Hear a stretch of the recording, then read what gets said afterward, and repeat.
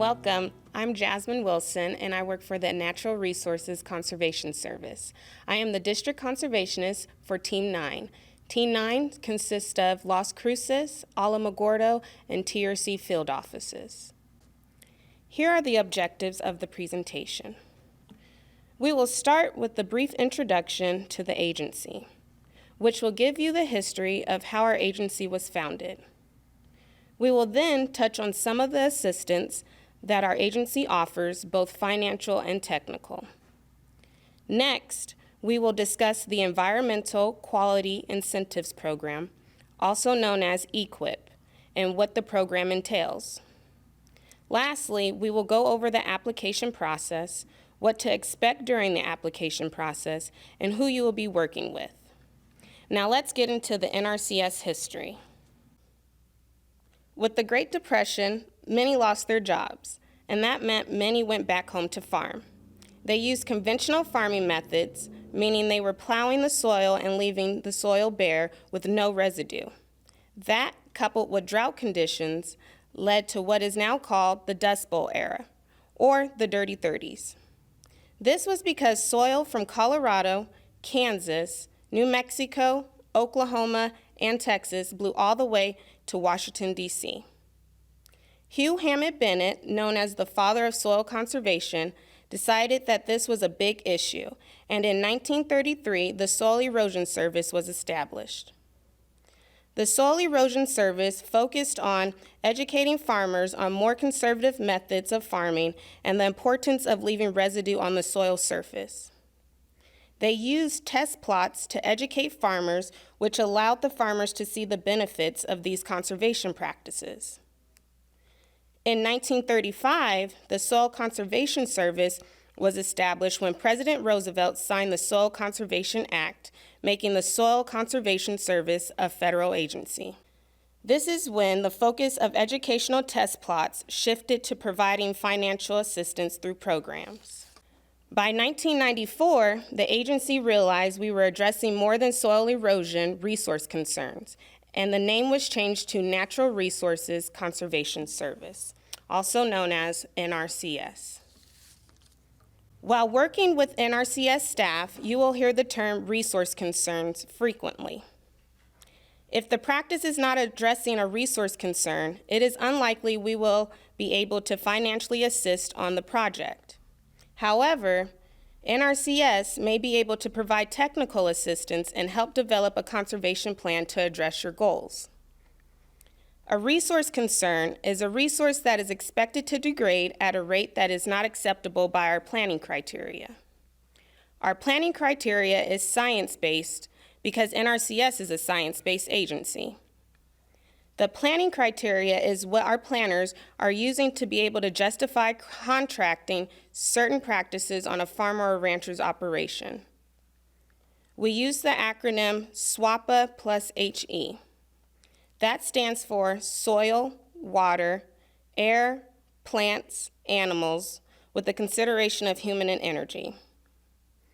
Those are all the resource concern categories that NRCS can now financially and technically assist participants with. You may be wondering, what's the difference between technical and financial assistance? Technical assistance is what the Soil Erosion Service was founded on, education. This is where the planner will come to your operation and develop a conservation plan. You will discuss your goals for your operation and address concerns you may have and develop a conservation plan. The conservation plan is a living document. It can be changed as goals are achieved or modified. With technical assistance, there is no financial assistance coupled with the conservation plan.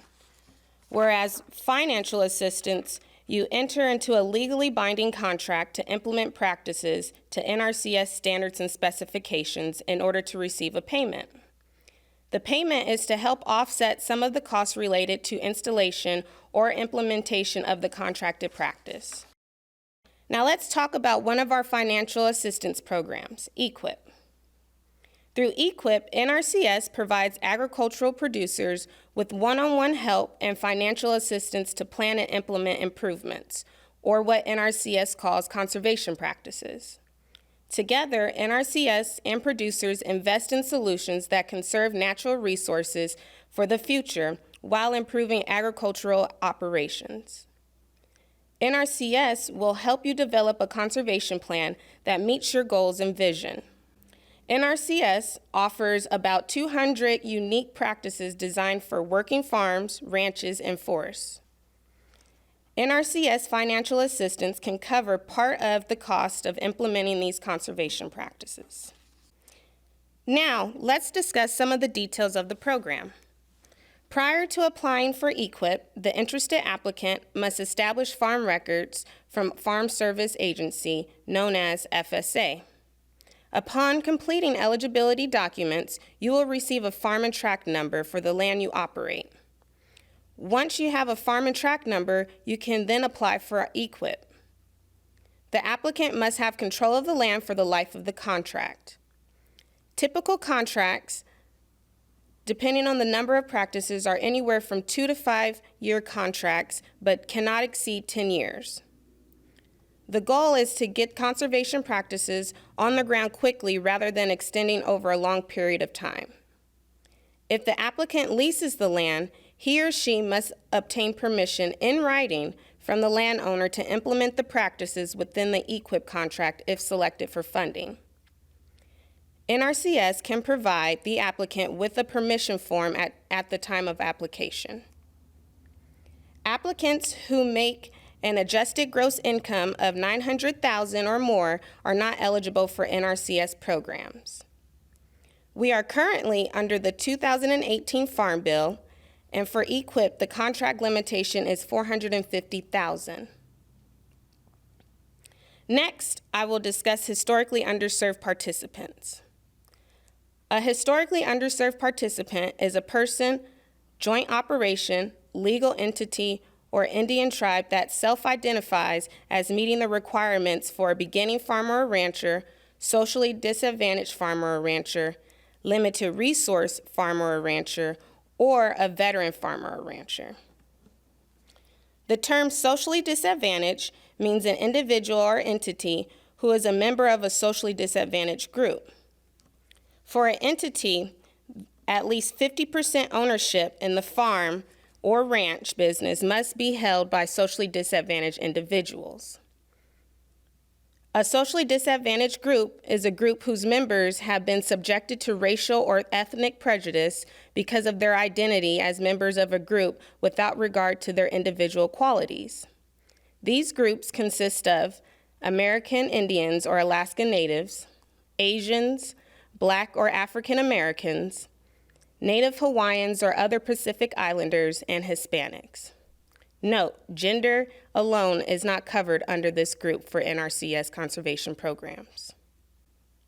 The term limited resource farmer or rancher means a participant with direct or indirect gross farm sales not more than current index value in each of the previous 2 years, and who have a total household income at or below the national poverty level for a family of 4, or less than 50% of county median household income in each of the previous 2 years. A legal entity or joint operation can be a limited resource farmer or rancher only if all individuals independently qualify. There is a website the planner will enter the answers from the applicant, which will determine if the applicant is considered a limited resource farmer or rancher. The term beginning farmer or rancher means a participant who has not operated a farm or ranch, or who has operated a farm or ranch for not more than 10 consecutive years. This requirement applies to all members of a legal entity. The term veteran farmer or rancher means a producer who served in the United States Army, Navy, Marine Corps, Air Force, or Coast Guard, including the reserve component thereof, was released from service under conditions other than dishonorable, and has not operated a farm or ranch, or has operated a farm or ranch for not more than 10 years, or who first obtained status as a veteran during the most recent 10-year period. A legal entity or joint operation can be a veteran farmer or rancher only if all individual members independently qualify.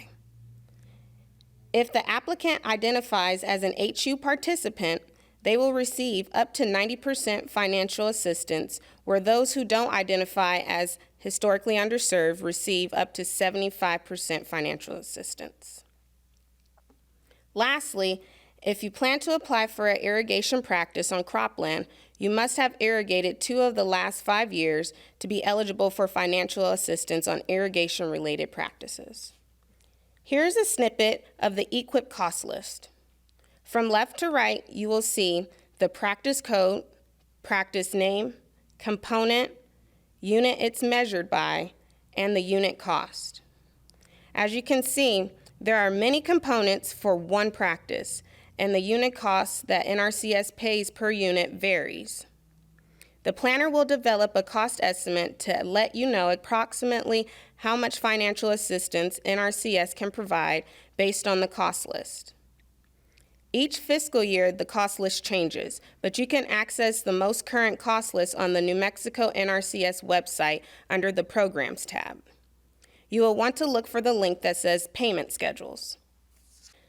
In order to justify contracting a specific practice, the planner must use the Conservation Practices Physical Effects Matrix, also known as CPPE. The CPPE takes all the resource concern categories dealing with SWAPA plus HE and rates the effectiveness of a practice addressing the specific resource concern. The practice is rated on a scale of -5 to +5. For example, you will see the practice irrigation ditch lining, which is contracted when someone wants to convert an earthen ditch to a concrete line ditch, or their old concrete line ditch no longer functions because it's met its lifespan. It is scored 0 for the first 3 resource concerns, but scored 4 under source water depletion, inefficient irrigation water use. Therefore, the planner can select source water depletion, inefficient irrigation water use as a resource concern and add the practice to the EQIP application. Priority resource concerns are identified by the local work group and parameters set by national headquarters. The local work group meeting is held annually with NRCS partners and local farmers and ranchers. We get together to discuss the previous fiscal year projects and also identify priority resource concerns to be addressed within the team for the upcoming fiscal year. Remember, Team 9 consists of Alamogordo, Truth or Consequences, and the Las Cruces field office. Priority resource concerns come into play when ranking an application. If an applicant wants to apply for a practice that isn't a priority in the team, the application will most likely rank low and no contract will be granted. The idea is to focus dollar allocations towards addressing resource concerns that were mentioned at the local work group meeting. Here are the different fund accounts that New Mexico utilized to fund applications across the state in fiscal year 2020. Those highlighted in yellow were fund codes that Team 9 was able to rank applications under based off the applications that were received. Each team within the state also receives an allocation that is to be used for the field offices within the team boundary. An applicant potentially can rank in multiple fund accounts if eligible. The goal is to give the applicant the best shot at funding. Planners will rank applications in all eligible fund codes. Team 9 has 5 local fund accounts to address the common land uses within the area. The local fund accounts are forested, grazed range, irrigated crop, irrigated pasture, and animal feeding operations, which are your dairies. I like to think of fund accounts as different pots of money that can be used. So, who's eligible to apply? As you can see on the slide, individuals, joint operation, Indian tribes, legal entities, and water management entities are all eligible to apply for the program. Water management entities are irrigation districts, acequias, and other public or semi-public entities, and can apply for the purposes of improving water use efficiencies. There is no size of operation restriction nor ag commodity income restriction for EQIP. However, as mentioned before, operations with an adjusted gross income of $900,000 or more do not qualify for NRCS programs. Farmers, ranchers, and those with forested lands who own or rent agricultural land are all eligible to apply. EQIP assistance can be used on all types of agricultural operations, including conventional and organic systems, specialty crops and commodity crops, forestry and wildlife, and lastly, livestock operations. I will now walk you through the application process. First, visit or call your local NRCS field office and visit with the planner to determine if EQIP is a good fit for your operation. After establishing that EQIP is a good fit, you will need to submit the CPA 1200 application. Remember, prior to applying and submitting your application, you will need to ensure that you have farm records established with Farm Service Agency. If you do not have farm records established prior to submitting your application, NRCS will return your application until records are established. Once the records are established, your application can be entered into the NRCS system. After you submit your application, you will then work with the planner to collect inventory of your operation and determine what practices you'd like to implement to address the resource concerns on your property. Your application is then ranked, and the planner will go over the ranking score and the different fund accounts the application was ranked under. If you ranked high enough to be determined as funded, you will be notified by the planner that you are in pre-approved status and can proceed to contract obligation. Once in contract, you will be expected to implement the practices that are in the contract to NRCS standards and specifications. Don't worry, the planner will ensure you have a copy of the practice standard and specifications and will answer any questions you may have prior to starting the project. The checkout is to ensure it meets NRCS standards and specifications.